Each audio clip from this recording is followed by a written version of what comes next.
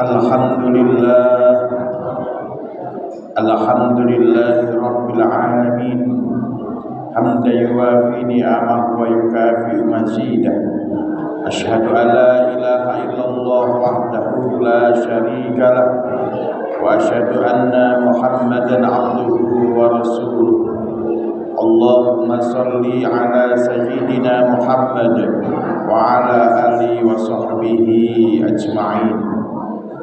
Ayyuhal ikhwan, usikum wa iyaya bitaqwallah wa ta'atih biimtithali awamirihi wa ijtinabi nawahihi. Qala Allah ta'ala fil Qur'anil Karim, ya ayyuhalladzina amanu taqullaha wa qulu qawlan sadida yuslih lakum a'malakum wa yaghfir lakum dhunubakum wa may yuti'illaha wa rasulahu faqad faza fawzan 'azima. Hadirin ma'asyiral muslimin rahimakumullah. Allah Subhanahu wa taala tidak menilai manusia dari seberapa kaya hartanya, seberapa tinggi jabatannya, seberapa mulia keturunannya, tetapi Allah Subhanahu wa taala hanya menilai manusia dengan hanya satu ukuran saja. Inna akramakum indallahi atqakum. Sesungguhnya yang paling mulia di antara kalian di sisi Allah Subhanahu wa taala adalah yang paling bertakwa di antara kalian. Ikhwati fillah rahimakumullah.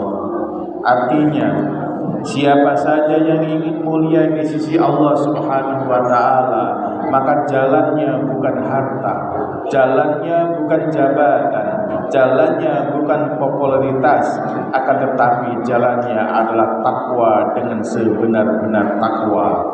Oleh karenanya, marilah kita senantiasa meningkatkan ketakwaan kita kepada Allah Subhanahu wa taala dengan sungguh-sungguh, semampunya tetapi semaksimal mungkin. Hadirin yang dimuliakan Allah Subhanahu wa taala, dan gerbang pertama menuju takwa adalah salat. Salat bukan ibadah biasa, ikhwatifillah.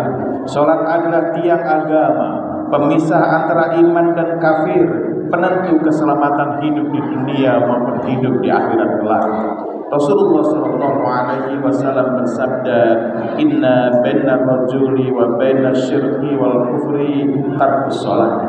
Batas antara seseorang dengan syirik, batas antara seseorang dengan syirik dan dengan kafir adalah meninggalkan sholat.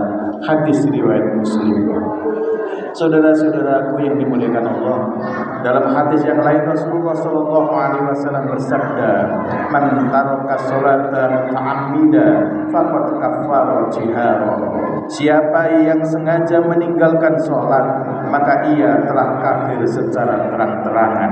Oleh karenanya, jangan pernah remehkan tentang sholat ini.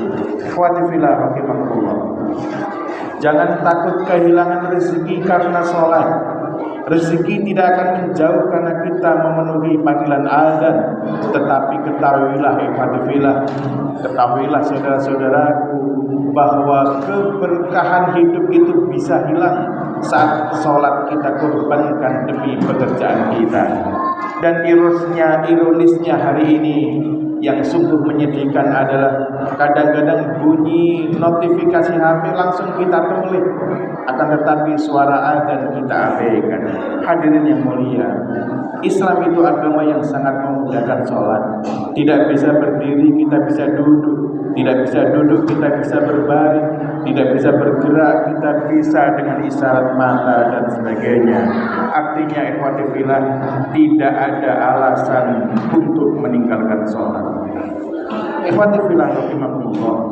Sekali lagi, tetap sholatlah meskipun kita masih pendosa.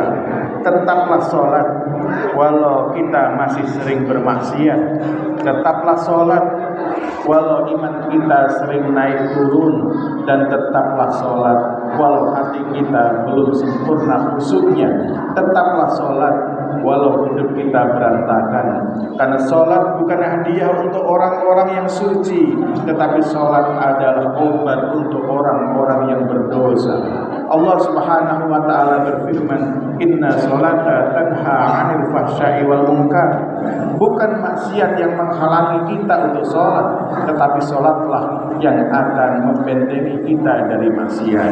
Ikhwati fillah rahimakumullah. Jangan tertipu oleh sebagian orang yang berkata, nanti kalau saya sudah insaf saya baru mau sholat, nanti kalau saya sudah baik saya akan mengerjakan ibadah-ibadah terutama sholat. Ini adalah sesuatu yang keliru, ikhwati fillah. Kita sholat untuk memperbaiki hidup, bukan menunggu hidup kita baik baru melakukan sholat. Saudara-saudara, jika kaki kita tidak mau melangkah ke masjid, jika kaki kita tidak mau melangkah ke masjid hari ini, bagaimana kita berharap kaki kita bisa melangkah ke surganya Allah Subhanahu wa taala? Saya ulangi sekali lagi, Fatihillah. Andai kata hari ini kita berat melangkahkan kaki untuk menuju sholat, bagaimana mungkin kita akan berharap untuk bisa masuk ke dalam surganya Allah Subhanahu wa taala? Mengharapkan surga tetapi kita meninggalkan sholat, itu seperti menunggu kereta api di bandara. Tidak mungkin, mustahil. Oleh karenanya, Khatib ulangi sekali lagi dengan tegas, apapun kehidupan kita, sebesar apapun dosa kita, jangan tinggalkan sholat. Karena bisa jadi, Fatihillah, sholat itulah satu-satunya amal yang masih mengikat kita dengan rahmat Allah Subhanahu wa ta'ala. Aku qouli hadza wa astaghfirullah li wa lakum fastaghfiruhu innahu huwal ghafurur rahim.